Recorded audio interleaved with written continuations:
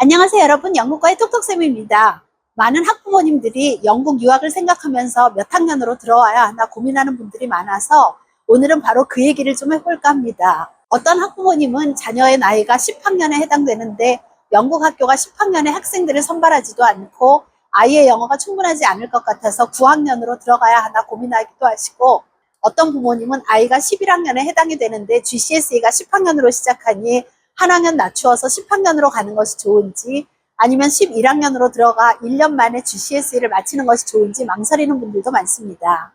마찬가지로 아이가 12학년에 해당될 경우에도 A레벨을 해야 하는지 파운데이션을 해야 하는지 고민하는 분들도 있었고요. 그래서 오늘은 학년별로 진학할 때 고려할 수 있는 옵션과 장점과 단점들을 설명드리면서 영국 학교에 입학하기 위한 학년을 결정하는 데 도움을 드리고자 합니다. 아시는 것과 같이 영국의 중고등학교는 공식적으로 7학년, 9학년, 12학년 때 입학시험과 인터뷰를 거쳐서 학생들을 선발합니다.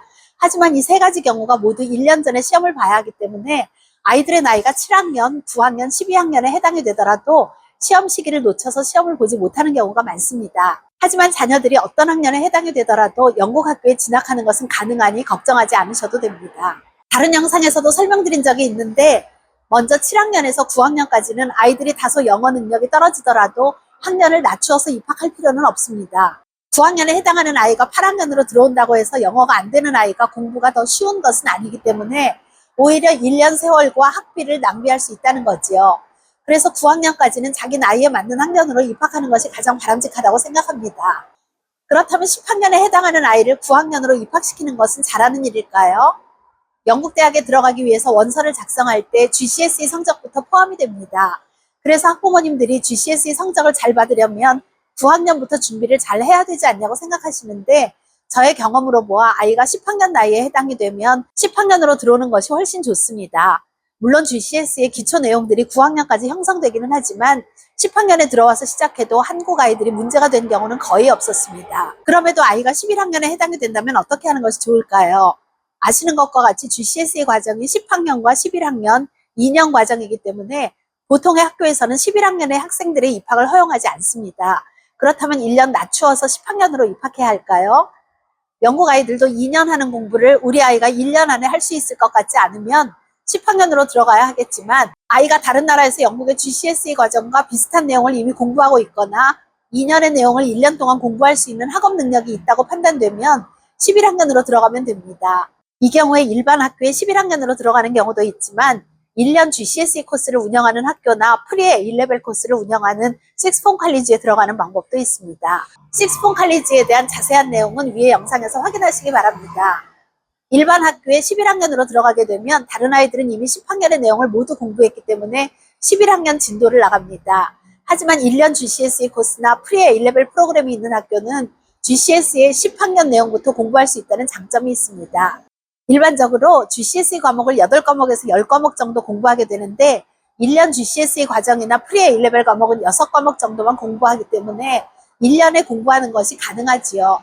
더욱이 전체 과목 성적이 좋지 않고 본인이 잘하는 과목만 잘하는 아이들은 적은 과목으로 좋은 성적을 내는 것이 대학 입시에 더 유리합니다. 다음으로 13학년 나이에 해당하는 아이들의 경우에도 고민을 많이 합니다. A레벨도 12학년과 13학년 2년 과정이기 때문에 중간 13학년에 해당이 되면 고민이 되지요.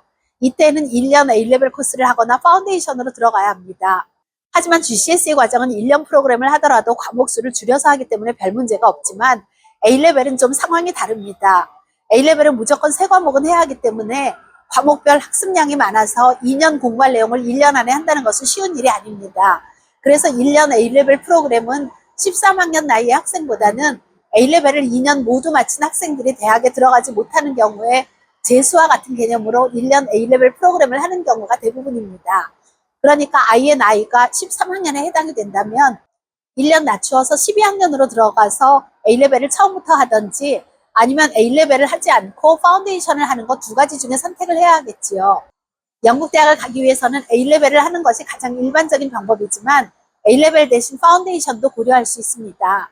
대학 공부를 위해서 기초를 잘 다지기 위해서는 A레벨이 가장 최선이지만 파운데이션은 1년 과정이기 때문에 A레벨보다 시간을 단축시킬 수 있고 일부 대학은 오히려 입학이 더 용이하다는 장점도 있습니다.